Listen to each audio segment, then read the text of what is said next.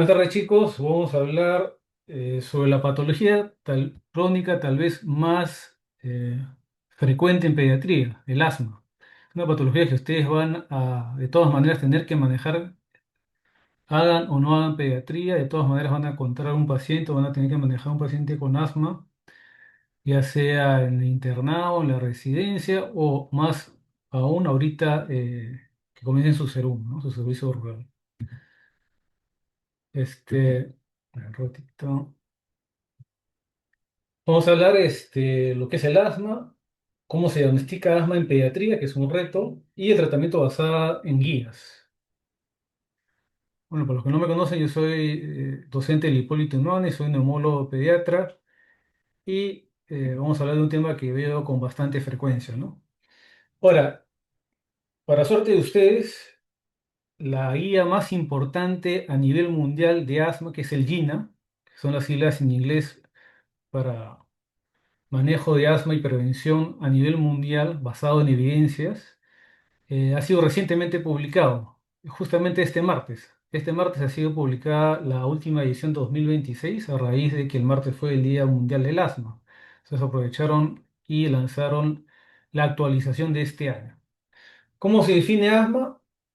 El GINA, ¿cómo lo define? Como una enfermedad heterogénea. Una enfermedad heterogénea en el cual el cuadro clínico respiratorio es consecuencia de la inflamación crónica de la vía aérea. Esta inflamación crónica de la vía aérea lleva a una disminución del flujo de aire, sobre todo el flujo de aire expiratorio, y esto es lo que lleva al cuadro clínico típico de sibilancias, tos, disnea, sensación de opresión torácica, y algo importante es que este cuadro clínico varía en el tiempo en cuanto a frecuencia y intensidad, no es estático, el cuadro clínico no es estático.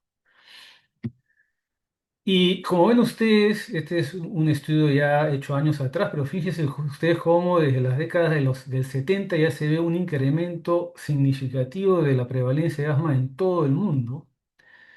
Y este estudio, este es el estudio ISAC, este es un estudio bastante interesante porque por primera vez se pudo comparar prevalencia de asma en pacientes escolares en diferentes partes del mundo. Y fíjense ustedes cómo Perú se ubicaba dentro de los 10 países con mayor prevalencia de asma en el mundo. Este estudio se volvió a repetir 10 años después. Latinoamérica, fíjense ustedes cómo mostraba un incremento de la prevalencia de asma. Y en este estudio, en esta actualización con 10 años de diferencia del primer estudio ISAC, Perú seguía entre los países con mayor prevalencia de asma a nivel escolar. Es más, por ejemplo, Lima es una de las ciudades de Centro y Sudamérica con mayor prevalencia de asma. Esto para que vean ustedes lo frecuente que es esta patología.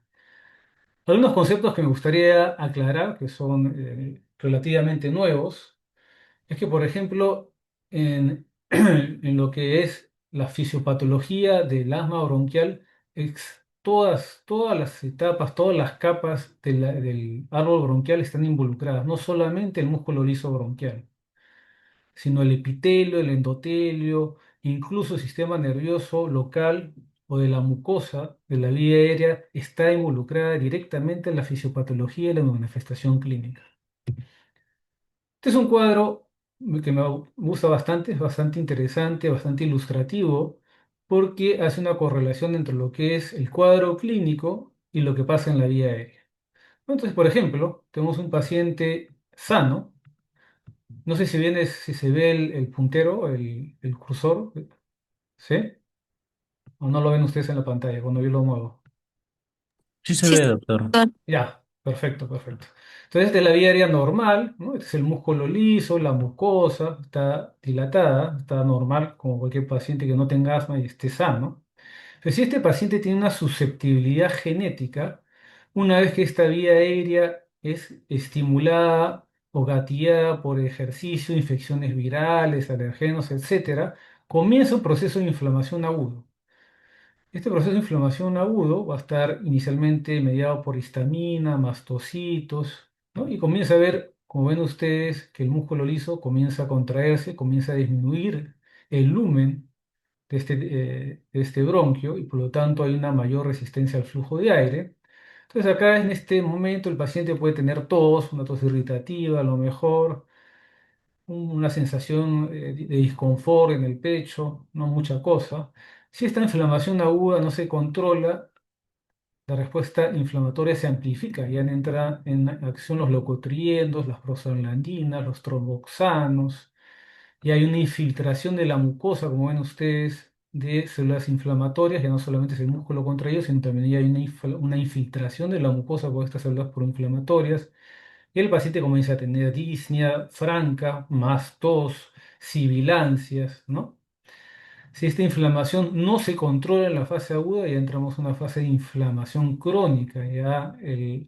La cantidad de citoquinas, prostaglandinas e incluso células proinflamatorias que intervienen se amplifica. Ya tenemos eosinófilos y los temidos neutrófilos. Los temidos neutrófilos porque en realidad no tenemos armas específicas y efectivas para controlar la inflamación mediada por neutrófilos. Los eosinófilos tenemos los corticoides y otras moléculas más, pero ante los neutrófilos estamos prácticamente atados de manos. Una vez que estos entran a tallar, ya la cosa es más complicada de manejar. Ya cuando este paciente entra en un proceso de inflamación crónica, esta vía aérea ya es hiperreactiva. Es decir, cuando ya tenemos una inflamación crónica, cualquier de estos estímulos, por más ínfimo, ligero, pasajero que sea, va a llevar a que este paciente rápidamente tenga un cuadro de asma moderado a severo. Ya no es igual esta vía aérea que la que teníamos acá. Y si aún esto no se hace nada para controlar ese proceso inflamatorio crónico, ya entramos en una fase final de remodelación. Y hay una reestructuración de la arquitectura normal del bronquio. Ya nuestras armas con las cuales habitualmente utilizamos para desinflamar y bronquiolatar ya no van a funcionar. Y esto se va a reflejar clínicamente como una disminución progresiva de la capacidad pulmonar, de la función pulmonar, la capacidad pulmonar desde el punto de vista funcional. Y ojo, que para llegar hasta acá no es que tengas que ser viejo. No, tenemos niños pequeños, incluso preescolares, en los cuales ya se encuentra remodelación. Por eso es tan importante controlar, y se reconoce que actualmente es importantísimo controlar el proceso inflamatorio del asma desde la niñez, porque una vez que ya llegan adultos y no han sido adecuadamente controlados, ese niño, ya futuro adulto, ya tiene una vía aérea remodelada, con una disminución de la calidad de vida significativa, cosa que ya no debería pasar con lo que sabemos y con el armamento terapéutico y diagnóstico que contamos actualmente. Ya no debería pasar eso. Acá, para que vean ustedes, bastante ilustrativa esta lámina patológica, ¿no? La vía aérea normal y la vía aérea del paciente asmático no controlado, ¿no? Fíjense ustedes, por ejemplo, como acá prácticamente no se ve el músculo bronquial, acá fíjense ustedes, hipertrofiado. Acá prácticamente no vemos moco, acá vemos un gran desarrollo y producción de moco en la vía bronquial. Y fíjense ustedes, la mucosa, acá no hay nada, acá todo esto está lleno de puntitos, ¿no? Miren, fíjense ustedes, todo lleno de puntitos, puras células inflamatorias. Entonces, recuerden, el asma es una enfermedad inflamatoria. En este gráfico es para remarcar lo que les acabo de decir, no vamos a entrar en detalles, en realidad hablar de fisiopatología del asma es para una clase actual de 1 o 2 horas, por lo menos solamente de hablar de fisiopatología, pero solamente para remarcar, por ejemplo, algo que se tiene mucho en cuenta. Hay varios fenotipos de asma, como los voy a mostrar a continuación, pero lo que más nos enfocamos actualmente desde un punto de vista terapéutico es si estamos frente a un asma que tiene una respuesta a linfocitos T2 baja o alta. Fíjense ustedes cómo la diferencia, a pesar de que los dos tipos de pacientes, estos dos tipos de fenotipos, son estimulados por lo mismo, ¿no? Puede ser las infecciones virales, que es la causa más frecuente de gatillo de crisis de asma en pediatría, exposición a humo, por ejemplo, aquellos que son hijos de padres fumadores, exposición a alergenos, son los mismos estímulos, la misma cantidad, pero fíjense ustedes que cuando hay T2 bajo, la respuesta inflamatoria, esto se ve, o sea, es obvio la diferencia gráficamente, es mucho menor que en aquel paciente que tiene una respuesta de tipo TH2 elevada, ¿no? La respuesta de TH2 elevada tiene que ver con atopía, con alergia, ¿no? En donde hay una intervención importante de los eosinófilos, los mastocitos, los linfocitos P, liberación de inmunoglobulina E, ¿no? Linfocitos TH2 elevado es igual a respuesta alérgica o atópica. De tal manera que hay, como ustedes estarán deduciendo, varios fenotipos de asma, fenotipos clínicos de asma. De hecho, la más frecuente en pediatría es la alérgica. Algo que está tomando cada vez más importancia, sobre todo en adolescentes, es el fenotipo asociado a obesidad. Paciente asmático obeso tiene cuadros más severos, mayor número de visitas a emergencias, más hospitalizaciones y menos respuesta al tratamiento habitual. ¿Correcto? Y esto básicamente porque el tejido adiposo es un tejido proinflamatorio. Y esto lo estamos viendo, como digo, en adolescentes, pero los más afectadas son las mujeres, ¿no? Las niñas, que sobre todo se ponen obesas o hacen obesidad durante la adolescencia. Ese es el grupo más afectado. Como les dije, hay varios gatillos de la exacerbación de asma, ¿no? Las infecciones virales. La contaminación ambiental, hay varios estudios que demuestran que, por ejemplo, aquellos niños que viven en ciudades o en comunidades con una alta contaminación ambiental, por ejemplo, cerca a fábricas o inclusive únicamente por vivir cerca a carreteras o pistas de alto flujo vehicular, solamente por ese hecho tienen mayor riesgo de desarrollar bronquiolitis y asma. Y esto se ve en todas partes del mundo. Además, algo interesante y que también está probado es que que estos efectos, que este papel del medio ambiente, en el más amplio sentido de la palabra, también interviene en el desarrollo, o sea, no solamente como causa de crisis de asma, como gatillos de crisis de asma, sino que también tendría un papel protagónico en el desarrollo de la enfermedad. Por ejemplo, algo que también se ha demostrado es que aquellos niños que viven en una zona rural, en granjas, comparando con aquellos niños que viven en la ciudad, los que viven en una zona rural, que están más expuestos a gérmenes de la granja y sus productos haciendo toxinas, bacterias, hongos, etcétera, desde temprana edad, estos niños que viven en la zona rural tienen significativamente menos prevalencia de asma y atopía. Esto se continúa estudiando, se está hablando bastante. Hay un estudio bastante interesante que estamos esperando que se publique ya el resultado probablemente en junio, próximo mes, en el cual, utilizando un producto farmacológico que simula esta exposición múltiple de agentes bacterianos que se pueden ver en la granja, por ejemplo, pudiera, si es que se da a aquellos niños que tienen riesgos de asma de temprana edad, pudiera alterar la evolución natural de la enfermedad, o sea, prevenir asma en aquellos niños que tienen riesgo, ¿no? Eso probablemente ya en junio tengamos ese resultado. De tal manera que el medio ambiente, ya desde la vida intrauterina, por ejemplo, aquellas gestantes que tienen infección vaginal durante la gestación por ureaplasma urolítico o que han recibido antibióticos durante la gestación, ¿no? Sus hijos van a tener mayor prevalencia de asma, solamente por el hecho de que estuvieron infectados por ureaplasma urolítico o que tuvieron que recibir antibióticos durante la gestación. Solamente por ese hecho sus niños van a tener mayor riesgo de desarrollar asma. Entonces, fíjense ustedes qué tan importante no solamente la parte genética, sino también el papel del medio ambiente desde la vida intrauterina y obviamente durante la vida extrauterina tiene un impacto importante en el desarrollo y manifestación de los fenotipos de asma. Y hablamos de fenotipos de asma porque actualmente, bueno, no tan actualmente, fíjense ustedes, este estudio tiene más de 10 años, esta publicación, el asma se considera un síndrome. No es una enfermedad, no es una entidad nosológica, es una entidad sindrómica, como que dijéramos síndrome anémico, ¿no? Un síndrome anémico en el cual vamos a tener varios fenotipos, varias características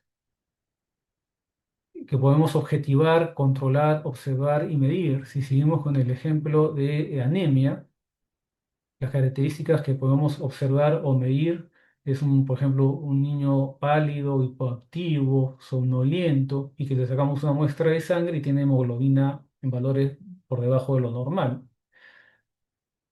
Mientras que los endotipos se refiere a la fisiopatología específica que lleva a esas características fenotípicas que estamos observando.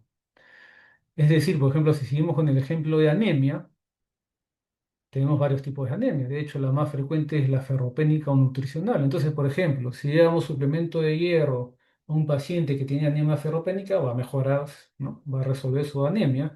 Pero si este niño tiene una anemia falciforme, mejorará un poco con el suplemento de hierro, pero no se va a curar. Y eso es a lo que apuntamos. Identificar exactamente cuál es el mecanismo fisiopatológico de ese paciente, de ese niño que está desarrollando asma, y ver específicamente cuál es la rama o la fisiopatología que más importancia tiene, o sea, que tenga mayor impacto en el cuadro clínico específico de ese paciente para atacarlo y hacer un tratamiento dirigido a ese tipo de endotipo. Ahora, como les dije inicialmente, hablando ya de diagnóstico, el diagnóstico de asma en pediatría es un reto y a menor edad más difícil.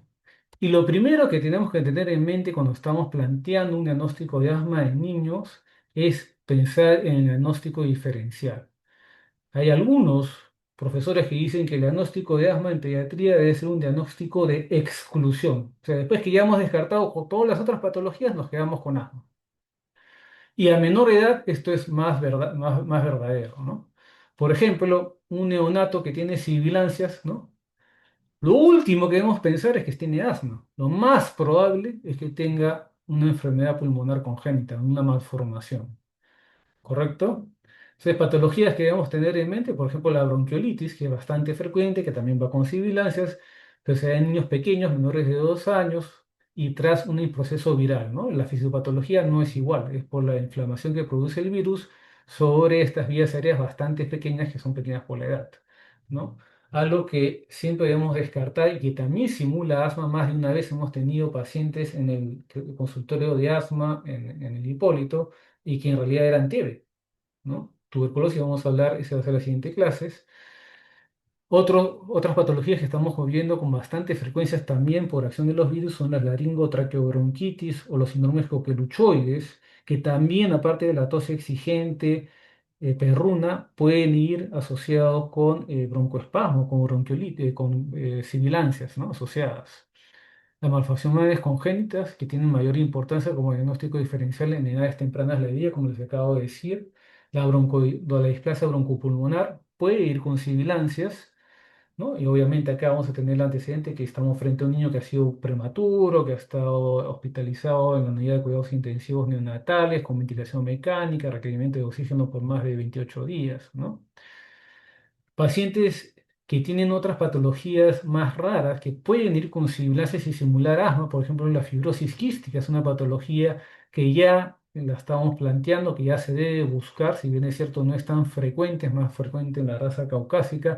Tenemos muchos casos que vemos en nuestro país, hay centros de referencia, es más, el tamizaje neonatal incluye a nivel nacional el descarte inicial de una prueba de despistaje de fibrosis quística, ¿no? Patologías menos frecuentes como la echinacea ciliar, que aparte de sibilancias, obviamente va a tener otitis, sinusitis. Incluso hay que considerar que las sibilancias o el supuesto asma que tiene nuestro paciente no tiene nada que ver con el aparato respiratorio, sino que su origen es fuera de este. Por ejemplo, pacientes que tienen enfermedad por reflujo gastroesofágico pueden ir con sibilancias. Pacientes que tienen trastornos de la mecánica de la deglución, por ejemplo, aquellos pacientes que tienen enfermedades neurológicas, que tienen una secuela por un TEC severo, que han tenido una meningitis, han quedado secuelados y no pueden coordinar adecuadamente la deglución, se aspiran y una de las manifestaciones en las aspiraciones crónicas son las sibilancias. Incluso puede ser que el problema que nos está, o donde se origina el problema, no sea ni en el aparato cardíaco, vascular, perdón, en el aparato digestivo ni respiratorio, sino en el aparato cardiovascular, ¿no?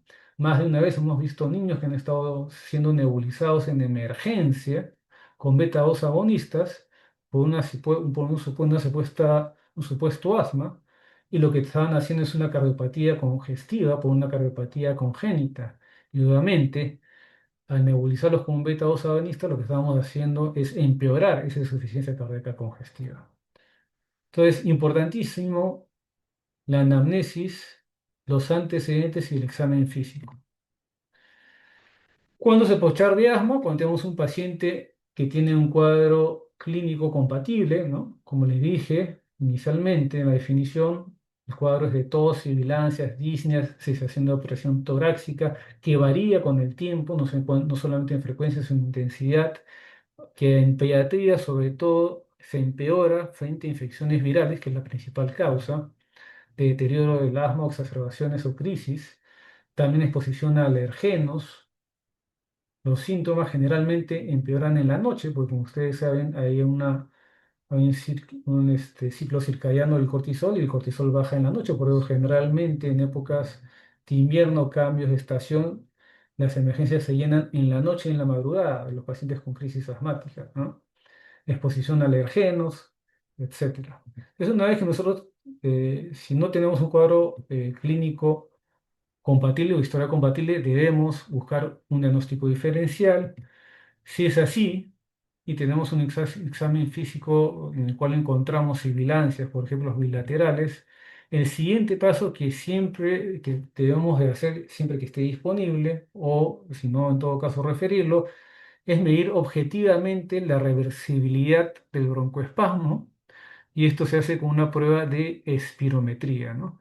Generalmente ustedes van a tener en su centro o en el hospital o en el centro donde trabajen ustedes, en el mismo hospital, un centro de neumología donde de todas maneras va a haber espirómetro o van a tener un sitio cercano donde pueden referir para hacer una espirometría. Si la espirometría es compatible, si tenemos cuadro clínico, examen físico y espirometría, que es la medición objetiva, la prueba objetiva para el diagnóstico de asma, ya nuestro diagnóstico está confirmado y comenzamos un tratamiento, ¿no? Ojo que la espirometría no es infalible, podemos tener espirometrías normales en pacientes asmáticos y si hay duda hay que repetir la prueba. Si se confirma es el diagnóstico, si la espirometría no sigue siendo negativa y el cuadro clínico como que no calza exactamente, hay que hacer siempre el diagnóstico diferencial. Y el tercer escenario en el cual ustedes pueden hacer un diagnóstico de asma y que es frecuente es en la emergencia, lo mejor es en clínica, ¿no?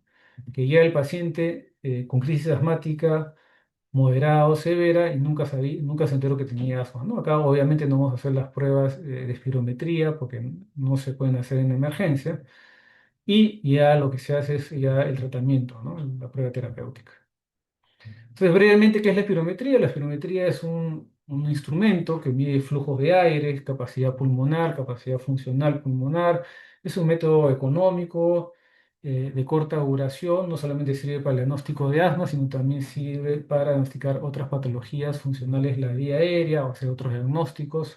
También sirve para ver respuesta a tratamiento. Pero en pediatría hay una limitante importante y es que esta prueba requiere colaboración. Así que tiene que colaborar, tiene que hacer maniobras respiratorias forzadas más de una vez, antes y después de poner salbutamol para comparar si hay una diferencia significativa y confirmar el asma. Entonces, es poco habitual que un niño menor de 5 años colabore adecuadamente para hacer bien la prueba, ¿no? Si no hay una adecuada colaboración, la prueba no sirve. Y también, obviamente, pues no se puede hacer la espirometría en aquellas circunstancias en la cual el paciente tenga alguna alteración que no permita una adecuada colaboración, ¿no? Por ejemplo, pacientes que tienen un problema neurológico, que no colaboran, que tienen una secuela neurológica, que no pueden colaborar con la prueba, o aquellos pacientes que no pueden hacer una expiración forzada porque tienen, por ejemplo, desprendimiento de retina, tienen hipertensión endocraniana, están hemoptizando o están con un neumotórax, ¿no? Entonces, ¿cómo diagnosticamos asma en niños menores de 5 años? ¿Cómo los podemos confirmar o cómo podemos decirle al papá y responderle la pregunta? Porque esa es la pregunta que siempre les van a hacer, ¿no? Una vez que ustedes reciben, por ejemplo, un inhalador, lo ven, "Sí, entonces mi hijo tiene asma, doctor o doctora. ¿Hay alguna manera de responder esta prueba sin espirometría?" Y sí, ¿no? Sobre todo teniendo en cuenta, fíjense ustedes, esto es un estudio clásico, ¿no? Bastante antiguo, en la cual se demostró que más o menos la mitad de todos los niños, todos los infantes y preescolares en algún momento de su vida iba a tener sibilancias. De esta mitad, la tercera parte tenía sibilancias hasta los 3 años de edad, que se llamaban los transitorios precoces. y se veía una función pulmonar disminuida. La otra tercera parte tenía una hiperactividad bronquial que desaparecía alrededor de los 6 años. Y la tercera parte realmente eran los asmáticos verdaderos atópicos, ¿no? Que iban a seguir sibilando el resto de sus vidas.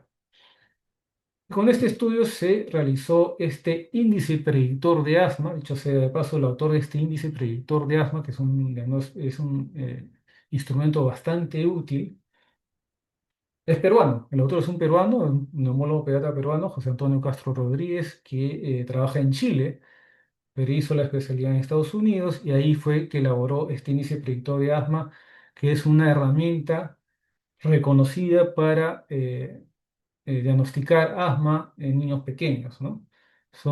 El criterio de entrada es 3 o más episodios durante los primeros 3 años de vida de sibilancias, un criterio mayor, dermatitis atópica en el paciente o asma en los padres. Actualmente se ha añadido un tercer criterio mayor que es sensibilización a alergenos.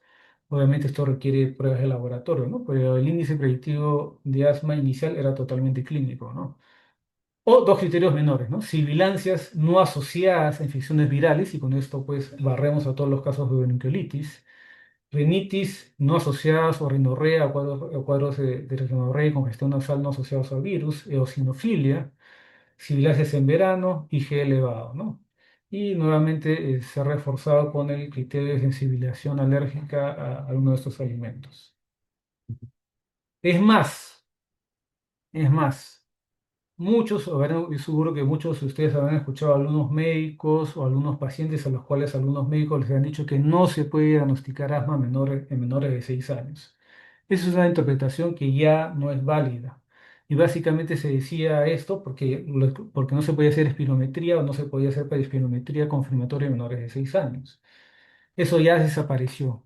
Sí se puede hacer diagnóstico de asma en niños pequeños y se debe hacer porque por el motivo por el cual les mostré la primera lámina, la de la inflamación.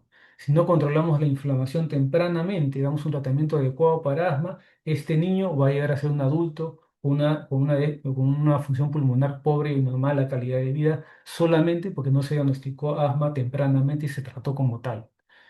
Entonces el GINA, que como les vuelvo a repetir es la guía mundial de asma la más respetada con más base en cuanto a evidencia científica, ya desde el año pasado nos refuerza y nos dice que sí se puede hacer diagnóstico de asma en menores de 5 años. Y para eso se debe cumplir tres cosas. Primero, que tenga un cuadro compatible con asma, es decir, sibilancias recurrentes. Segundo, lo que les acabo de decir, descartar un diagnóstico diferencial que no sea otra patología, debemos ver, ¿no? Descartar que no estemos frente a un reflujo gastroesofágico, a una tuberculosis, etcétera. Y tercero, la respuesta terapéutica, es decir, comenzar el tratamiento para asma y ver si es que tiene respuesta clínica. Entonces, el diagnóstico de asma sí se puede hacer en menores de 5 años, confirmado. Entrando ya finalmente a lo que es tratamiento per se, esta es una gráfica bastante interesante y bastante ilustrativa. Fíjense ustedes, para ustedes este estudio ya es del siglo pasado, pues la Edad Media más o menos, ¿no? Bueno, cuando hicieron este estudio también estaba chiquito, ¿no? Por si acaso. Fíjense ustedes, acá evalúan la respuesta de la terbutalina en cuanto a función pulmonar. La terbutalina es un beta 2 de acción corta, o sea, un broncodilatador, igual que el salbutamol. Entonces compararon tres vías de administración, oral, subcutánea y en aerosol o inhalada. Y fíjense ustedes, cuando se da la vía oral, cómo mejora la función pulmonar, a mayor dosis, mayor respuesta y más prolongado el tiempo de la respuesta. Fíjense ustedes las dosis. Cuando se da la misma terbutalina, pero por vía subcutánea, con mucho menor cantidad de medicación, la respuesta es más rápida, más pronunciada. Y fíjense ustedes qué pasa con la vía inhalada. Fíjense ustedes la cantidad de medicación. Con mucho menor medicación hay una respuesta más rápida, más elevada, mejor función pulmonar y más sostenida que cualquiera de las otras dos vías. A eso hay que añadir que la vía el medicamento por vía inhalada solamente se queda en los bronquios, mientras que por la vía subcutánea y la vía oral hacen todo el circuito, ¿no? Vía digestiva, vía hepática, ahí por sangre hasta que llega a la vía aérea. Por lo tanto, hay mayor cantidad de efectos secundarios. Entonces, utilizar un broncodilatador en un paciente pediátrico por cualquier vía que no sea la inhalada, actualmente debe ser considerado como una iatrogenia, una mala práctica. Porque como les estoy demostrando, la vía inhalada con mucho menor medicación es más efectiva y más rápida. Y definitivamente tiene menos efectos secundarios que la vía oral. Lo mismo pasa con el corticoide inhalado, ¿no? Corticoide inhalado, la vía inhalada, dar el corticoide por vía inhalada también ha demostrado ya desde hace mucho tiempo que mejora la función pulmonar en forma sostenida en los pacientes con asma. Y al dar el corticoide por vía inhalada se evita la necesidad de dar corticoide sistémico porque el corticoide sistémico lo usamos cada vez que hay una exacerbación o crisis. El paciente que está con un corticoide inhalado tiene menor cantidad o no tiene necesidad, no tiene crisis de asma y por lo tanto no hay necesidad de darle corticoides. Ahora, cuando hablamos de tratamiento hay dos cosas que hay que considerar en cuanto a asma. La severidad, que es una propiedad de la enfermedad, y el control que se refiere a la respuesta al tratamiento. De tal manera que, por ejemplo, podemos tener un niño asmático severo pero que es del equipo de fútbol del colegio. Es el delantero, el que mete más goles, el que más juega, el que entrena más fuerte todos los días. Y podemos tener en el mismo colegio, en el mismo salón, un asmático leve, pero que ni siquiera puede jugar fútbol en el recreo. La diferencia entre ambos es el control. El primer niño, el que es el equipo de fútbol con asma severo, tiene su tratamiento adecuado de asma, su corticoide al lado y tiene una buena adherencia. El segundo, o no ha sido diagnosticado o no se le está administrando. Tanto la severidad como el control incluyen dos aspectos que debemos tener en mente, el de año actual, o sea, lo que se refiere a las crisis de asma, la frecuencia, la intensidad y con esto pues la limitación de la calidad de vida del niño, obviamente, y los familiares, ¿no? Porque cuando el niño está mal, uno tiene que dejar de trabajar, llevarlo a la emergencia, a la hospitalización, a la consulta, y la limitación propia que tiene el niño, ¿no? Y el riesgo futuro, ¿no? La probabilidad de que estas crisis o exacerbaciones vuelvan a repetirse y, como le decía, la caída de la función pulmonar, ¿no? Hay varios estudios que señalan que con cada crisis de asma que el niño llega a necesidad de tener un manejo en emergencia, la capacidad pulmonar cae y ya no se recupera. Obviamente hay que ver el riesgo de los efectos adversos por medicamentos y en la cabeza pues los corticoides que se usan por vía sistémica y como les dije pues el riesgo de remodelación, ¿no? Si no controlamos esta inflamación tempranamente, efectivamente este paciente va a desarrollar una remodelación de la vía aérea. De tal manera que cuando si hacemos seguimiento del tratamiento de asma y decidimos si tenemos que escalar o podemos bajar en tratamiento, eh, hacemos una anamnesis correcta y vemos si el paciente está controlado o no controlado, ¿no? Si está controlado, podemos seguir con el mismo tratamiento o bajarlo. Si no está controlado, definitivamente tenemos que hacer varias cosas que pueden incluir aumentar el armamento terapéutico, ¿no? Este es las características o los factores para ver si está controlado o no controlado, ¿no? Síntomas nocturnos, limitidad de actividades, síntomas diurnos, nocturnos, necesidad de tener que utilizar terapia de rescate y función pulmonar, ¿no? La idea no es que lo memoricen, ¿no? Sino que lo tengan en cuenta. Factores que siempre debemos preguntar en la consulta de cualquier paciente asmático que sospechemos de asma, ¿no? ¿Tiene síntomas diurnos, nocturnos? Puede hacer su actividad normalmente, necesita estar usando salbutamol a cada rato para sentirse bien, ¿no? Si no tiene ninguno, quiere decir que está controlado y si no, como les digo, hay que proceder a cambiar el tratamiento. Obviamente que esto lo podemos hacer en un adolescente o un niño que nos pueda contestar en forma correcta, ¿no? Si estamos frente a un niño pequeño, tenemos hay varios cuestionarios, el más utilizado es este cuestionario de control de asma, ¿no? Que ya está validado en castellano, ustedes lo ven acá en pantalla. Entonces hay una parte en el cual se hacen las preguntas al niño, ¿no? ¿Cómo está tu asma? ¿No? Con los dibujitos, ¿no?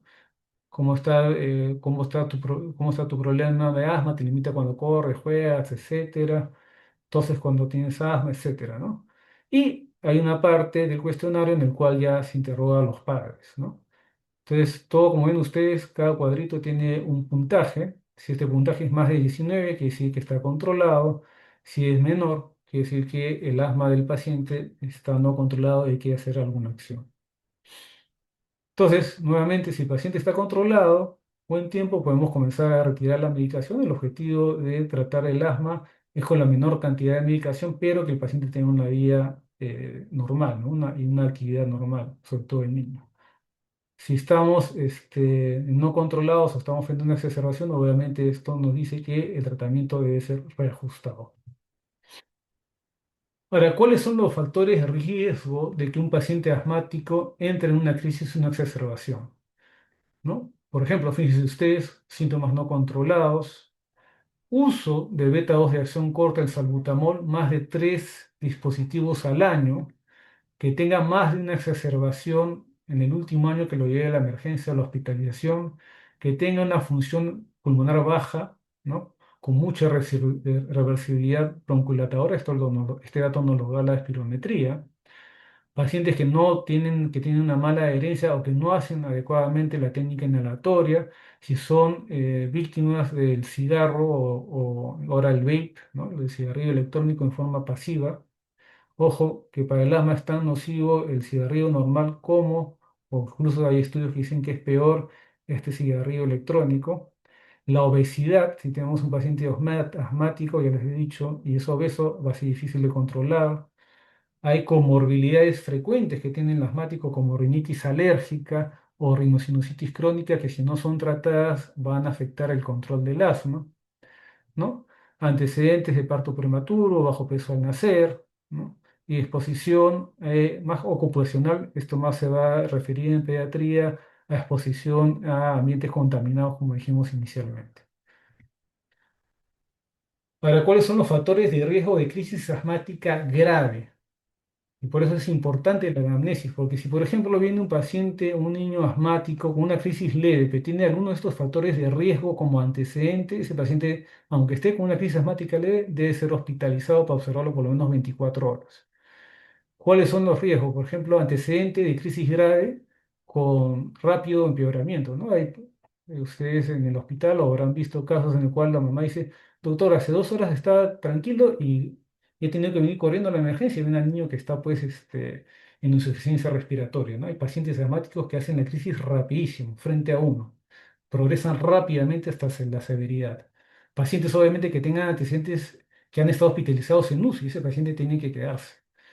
2 o más hospitalizaciones o 3 o más visitas en urgencia el año anterior, múltiples visitas a urgencia el mes previo, uso reciente o concomitante de corticoides sistémicos, ¿no? Pacientes que están continuamente requiriendo corticoides sistémicos para controlar su asma, no se vienen a controlar solamente con la terapia inhalada.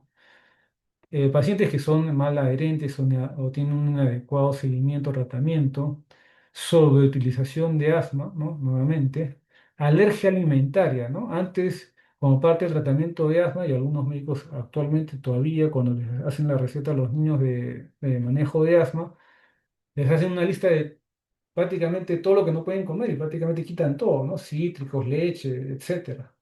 En realidad se ha visto que los pacientes que hacen crisis de asma por alergia alimentaria son poco frecuentes, pero aquellos que sí tienen alergia alimentaria asociada a crisis de asma son pacientes que pueden hacer una crisis grave. Es decir, si nosotros preguntamos, señora, ¿y alguna vez ha hecho crisis de asma al comer cítricos o pescado, o crustáceos o colorantes o lo que sea? Y la respuesta es sí, entonces ese paciente sí tiene riesgo de hacer una crisis asmática severa. Pero no es que todos los pacientes asmáticos haya que quitarles todos los alimentos, solamente aquellos en los cuales hay una asociación clínica directa entre la ingesta de alimento y la presentación de la crisis. Y obviamente, pues, el problema desde el punto de vista social, ¿no? Están en riesgo si es que no tienen una adecuada, no pueden vivir en lugares alejados, ¿no? Hay problemas psicosociales en la familia. Fíjense ustedes. Nuevamente resaltar esto, porque los pacientes prefieren utilizar la terapia inhalada broncodilatadora, no la de control. Como en todas las enfermedades crónicas, ¿no? Una vez que el paciente se siente bien, deja el tratamiento preventivo.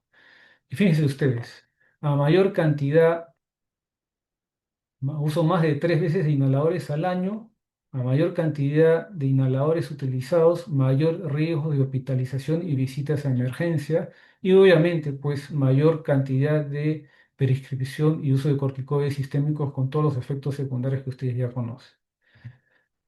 Nuevamente, más cantidad de uso de inhaladores de acción corta, de beta 2 de acción corta, como salbutamol, que alivia rápidamente, obviamente, y por eso lo prefieren los pacientes, mayor riesgo de asma fatal, mayor riesgo de asma fatal, morir por asma, a mayor uso de inhaladores con corticoide inhalado, es decir, terapia preventiva, fíjense ustedes, es exactamente lo inverso.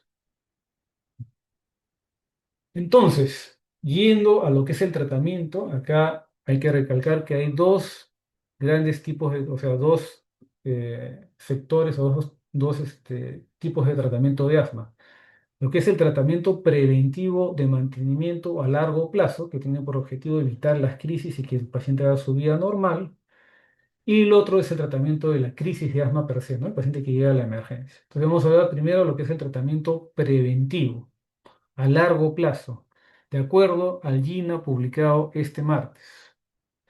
Vamos a comenzar con el grupo de adultos y adolescentes, ¿no? Lo que específicamente adolescentes para nosotros.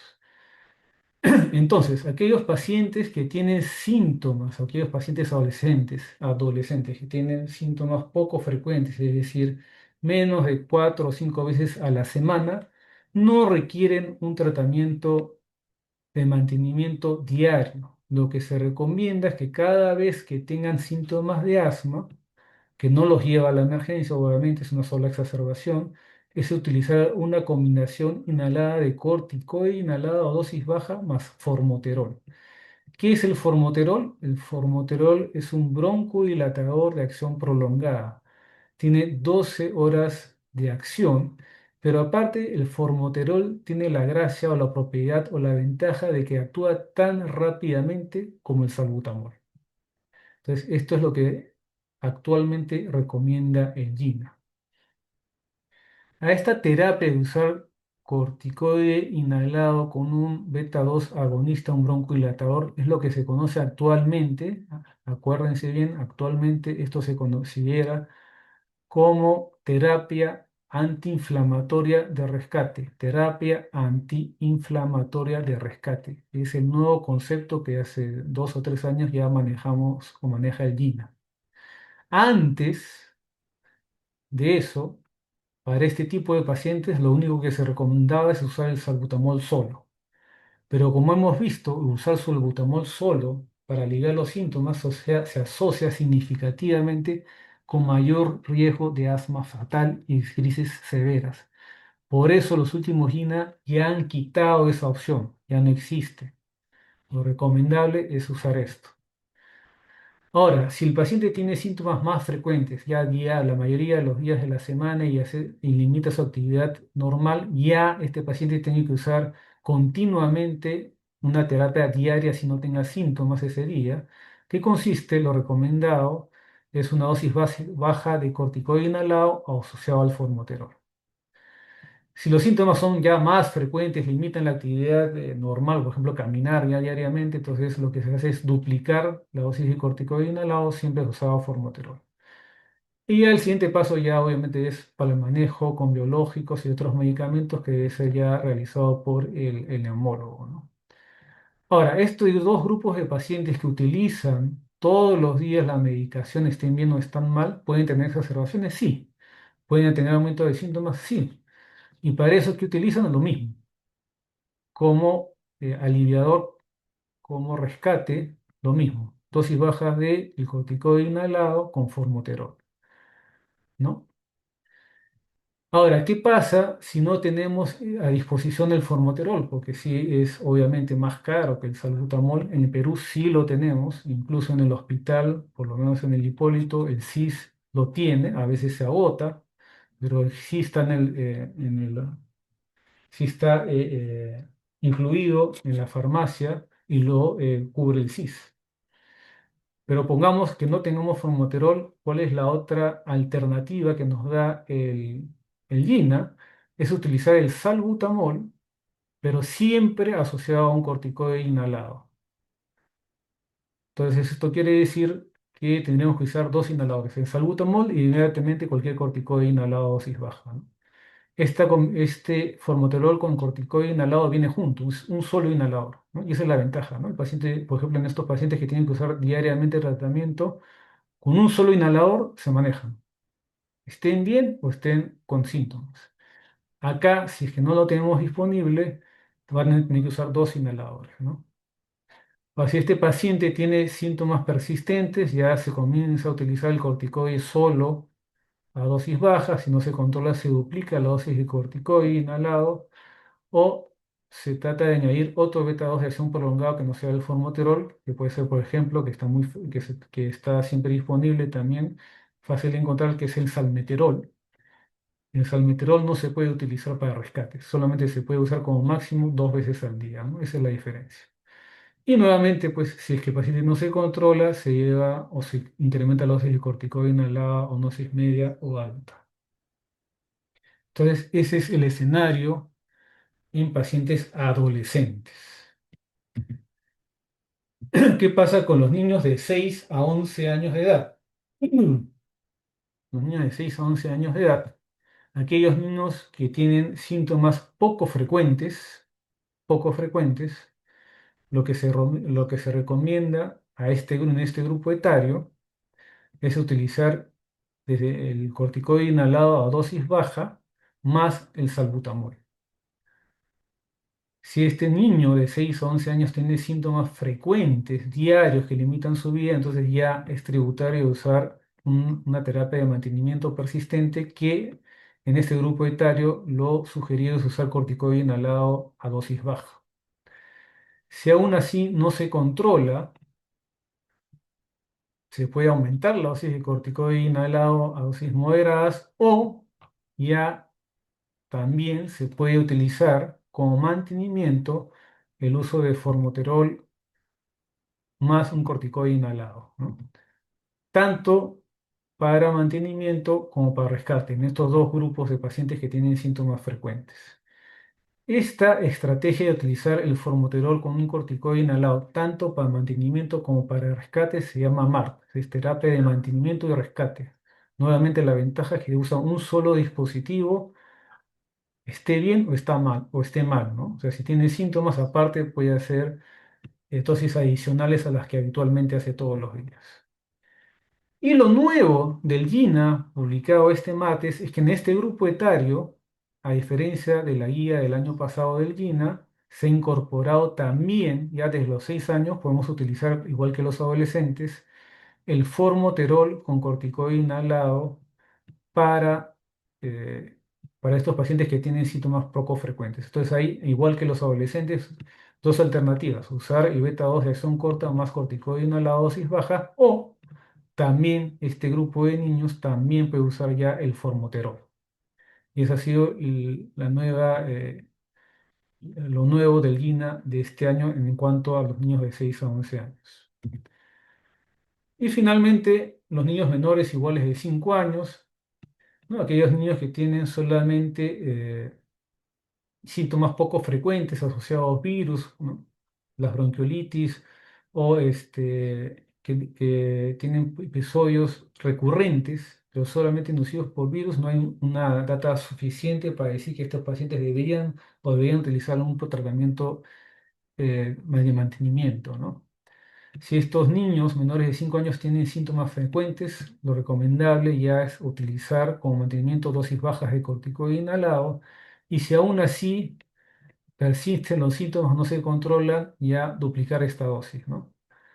Aún así eso no se controla, ya lo que se hace con este grupo etario es ya referirlo para mayores estudios, ¿no? Entonces acá en esta tabla ustedes pueden ver las dosis de corticoides de acuerdo al grupo etario, ¿no? Entonces, por ejemplo, lo que más tenemos en Perú son la beclometasona, la budesonida la fluticasona menos la mometasona, ¿no? Lo más frecuente que van a encontrar, lo más fácil de encontrar, también lo más económico son la beclometasona y la budesonida. Entonces, fíjense ustedes que dosis baja para el grupo etario de 6 a 11 años es hasta 200 en ambos, dosis moderada mayor de 200 y dosis alta mayor de 400, ¿no? O sea, fácil de recorrer. En los niños de 12 años hasta 400 o 500 son dosis baja, más de 500 o 400 ya son dosis moderadas y altas más de 800 o 1000. La fluticasona sí es más o menos la mitad, ¿no? Si ustedes quieren recordar, la mitad de la budesonida y la velcometazona, ¿no? Dosis baja 100, ¿no? Dosis altas más de 100 y muy altas más de 200 en los menores de 11 años. En los mayores de 12 años prácticamente el doble, ¿no? 100, más de 250 y más de 500. Nuevamente lo que más van a tener ustedes a la mano son la budesonida y la beclometasona. Ahora, en niños menores de 5 años, obviamente la dosis es menor, nuevamente los tres principales, los más utilizados o encontrados, dosis baja de budesonida y beclometasona 100, fluticasona la mitad, 50. Dosis mayores ya son consideradas moderadas, ¿no? Y menores de 5 años, como vimos en la guía, hasta dosis moderadas van a manejar ustedes. Si el paciente que ustedes tienen no se consigue, no se puede controlar con dosis moderadas, es mejor referir al paciente, sobre todo al niño pequeño, para buscar qué está pasando, ¿no? Ese es el GINA, otra guía bastante aceptada, bastante respetada, con bastante evidencia científica, es la guía española, el GEMA, ¿no? La guía española del manejo de asma. Esta sí, la última guía, la guía de este año todavía no ha sido publicada, va a ser publicada en junio, si no me equivoco. Esta es la del año pasado. Son ellos, los españoles son un poco más prácticos, ¿no? Dividen a pediatría en mayor o igual de 4 años y menos de 4 años, ¿no? Pero en general es parecida al INA, ¿no? Por ejemplo, dosis de mantenimiento en pacientes que tienen síntomas frecuentes. Lo principal siempre comenzar con corticoides a dosis bajas. Ellos ponen como alternativa usar los antileucotrienos, pues siempre los corticoides inhalados son el pilar de la base del tratamiento de asma en cualquier grupo etario y en cualquier guía lo reconoce como tal. Si no se controlan, duplicar la dosis a dosis media, ¿no? En mayores de 4 años, ellos ya desde el año pasado, en mayores de 4 años ya daban o autorizaban, por decirlo así, el uso de beta de acción prolongada como el formoterol, ¿no? Y ya si aún así no se controlan, dosis altas, ¿no? En combinación con siempre como beta de acción prolongada o antileucotrienos. Pero antes de lo que remarca cualquier guía es que antes de incrementar la dosis de medicación en pacientes asmáticos en niños no controlados, debe verificarse lo siguiente. Las causas más frecuentes de fracaso de tratamiento, no adherencia. Y eso es bastante frecuente. En nuestro país recontra frecuente. En todo nivel social o educativo. Una vez que el papá ve al paciente que está tranquilo, dice, ¿para qué voy a seguir dándole la medicina? ¿No? Y entonces la adherencia es algo que ustedes siempre tienen que preguntar. Segundo, la técnica inhalatoria. Hay es frecuente que la técnica inhalatoria sea erróneamente realizada. Si no se hace adecuadamente, la medicación no va a funcionar. Presencia de comorbilidades, como les dije, si tienen ustedes un niño asmático, una rinitis no controlada, con obesidad, con una sinusitis no tratada, el plasma no va a mejorar. Y algo que siempre nos olvidamos son los factores de riesgo que les mencionaba, la contaminación ambiental, el cigarrillo, ¿no? A lo mejor el cuarto del niño está lleno pues de peluches, cortinas, alfombras, pues, o los ácaros vuelan por todos lados y encima el niño poco más hace frío en la noche, viene el papá o la mamá y le cierra la ventana, la puerta, duerme encerrado y que eso pues es un factor para que definitivamente haga broncoespasmo. Ahora, el inhalador nunca debe ser utilizado directamente. Siempre tiene que usarse con una aerocámara o un espaciador. A partir de los 4 o 5 años se puede usar el espaciador, ¿no? Va directo a la boca. En menores, generalmente con la aerocámara, ¿no? ¿Por qué? Porque generalmente si ustedes han usado alguna vez inhalador, lo han visto, lo han apretado, sale con bastante rapidez. Es difícil coordinar. Entonces, si no se coordina y se hace directamente en la boca, la mayor cantidad de medicación va a caer en la mucosa de la boca, no va a llegar a los bronquios. La idea es que llegue distalmente. Y eso lo permite el uso de la aerocámara, ¿no? Incluso se dice que los adultos deben usar aunque sea un espaciador, ¿no? Una boquilla, como a lo mejor un poco más corta, pero no se debería usar directamente en la boca. Ahora, y con todo manejo de la crisis de asma, lo primero que tenemos que hacer frente a un paciente que viene a la emergencia, por ejemplo, con una crisis de asma, es ver la severidad de la crisis. Y para eso lo más utilizado, lo más difundido es el Pulmonary Score, ¿no? El Pulmonary Score o el score pulmonar de asma tiene una puntuación, tiene parámetros que son la frecuencia respiratoria de acuerdo a la edad, la presencia de sibilancias y el uso de músculos accesorios, ¿no? Entonces, de acuerdo a la edad, ustedes ven ahí las frecuencias respiratorias, si hay sibilancias a los dos tiempos, solo la expiración, si hay mucho tiraje, etcétera. Entonces, de acuerdo a la presencia de cada uno de estos ítems, ustedes van haciendo una sumatoria del puntaje. Entonces, mínimo 0, máximo 9. Y por otro lado, algo que también se utiliza y está también en el score es la saturación de oxígeno. Entonces, por ejemplo, un pulmonary clínico, puntuaje clínico que nos lleva al diagnóstico de una crisis asmática leve es hasta 3, moderada 4 a 6, grave de 7 a 9. Y de acuerdo a la saturación también se puede decir si el paciente está en una crisis leve, moderada o grave, ¿no? Si es menos de 91 es grave, con FIO 2021, leve si es más de 94. Ahora, ¿qué pasa si hay una discordancia entre estos dos? Se toma el peor parámetro. Es decir, por ejemplo, si clínicamente a nosotros nos parece que el paciente está con un puntaje de 5, vendría siendo crisis asmática moderada, pero al saturarlo tiene 89. Entonces, este paciente es una crisis asmática grave y es tratada como tal. Pero también hay criterios de severidad, ¿no? Sin necesidad de hacer el puntaje clínico, si bien el paciente llega a la emergencia y tiene cualquiera de estos criterios, ya se considera como una crisis asmática severa. Por ejemplo, tórax silente. Un paciente asmático que viene con historia de crisis y ustedes ponen el estetoscopio y no escuchan nada, ese paciente tiene un espasmo tan severo que prácticamente no pasa el murmullo. Es un paciente asmático severo que debe pasar de frente a la UCI. Síndrome de fuga de aire. Si tiene neumotórax, neumomediastino o enfisema subcutáneo, ustedes clínicamente se van a dar cuenta el neumotórax porque no va a pasar, por ejemplo, el murmullo vesicular en un lado y en otro sí. Enfisema subcutáneo ustedes palpan. Y seguramente durante la rotación de pediatría, cuando vayan por emergencia, va a llegar en algún momento algún paciente, va a haber un paciente hospitalizado con asma, en el cual ustedes van a palpar el enfisema subcutáneo, ¿no? A nivel generalmente cervical y tercio superior del tórax. Se siente, ¿no? Son como burbujitas, como esos protectores que traen los equipos electrónicos que mandan de fuera, para que no se malogren esas pelotitas que uno revienta, exactamente igual. Paciente asmático con compromiso del sensorio. Paciente asmático habitualmente viene con una cara ansiosa. El paciente, si es niño pequeño, viene irritable. Está fastidiado porque no puede respirar, tiene disnea. Pero aquel paciente asmático que viene, que se queda dormido, ojo, es un paciente asmático severo, compromiso del sensorio. Atelectasias múltiples o masivas, hipoxemia marcada, obviamente, y agotamiento.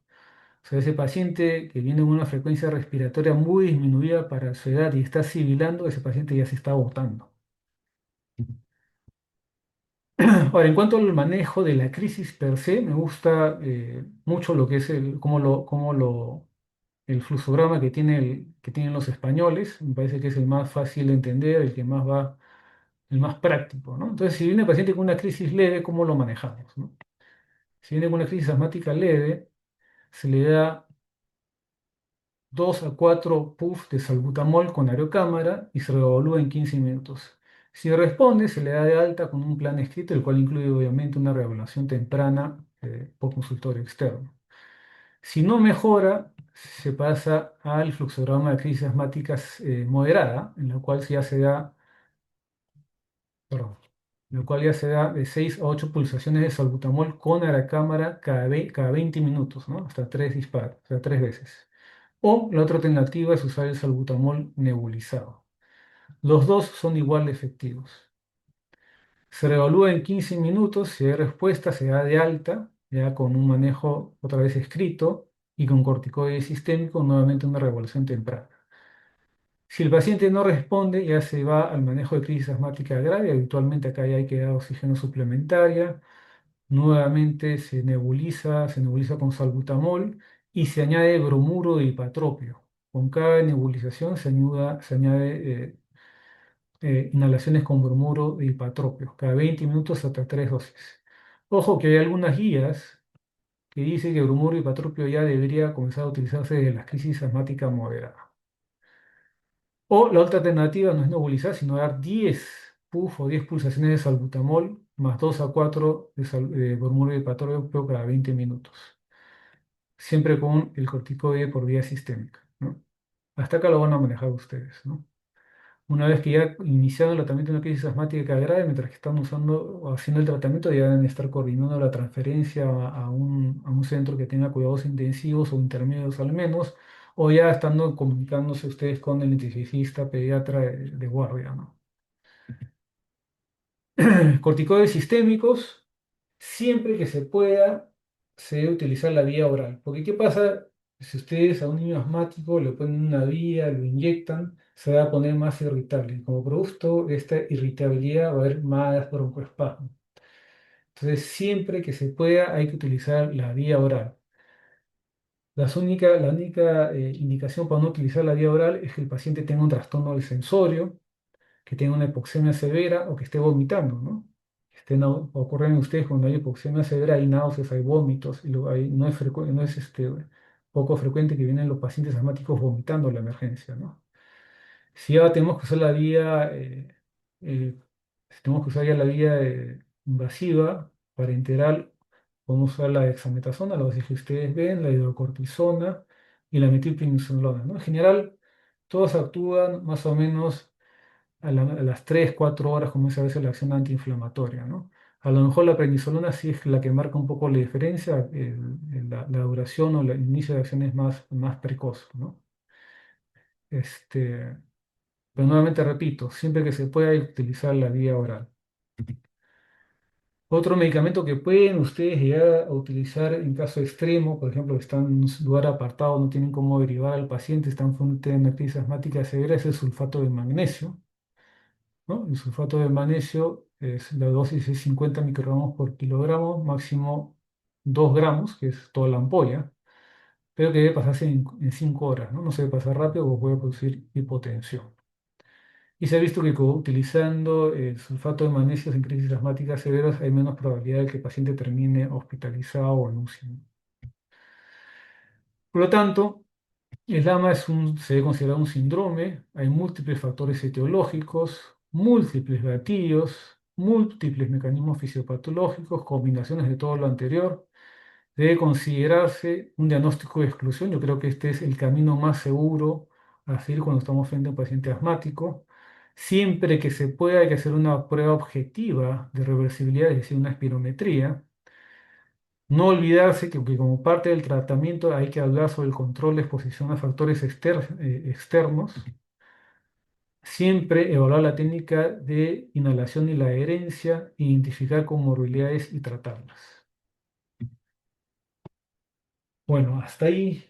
Esa es la clase de asma. Preguntas, dudas.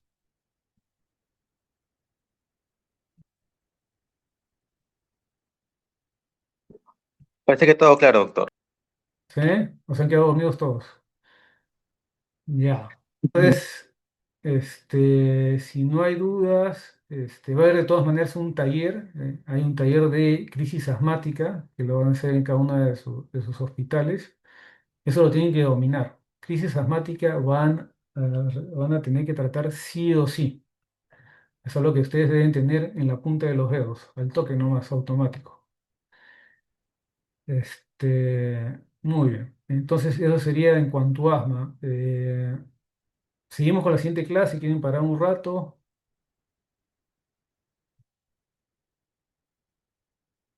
Por unos 5 minutos. Ya, perfecto.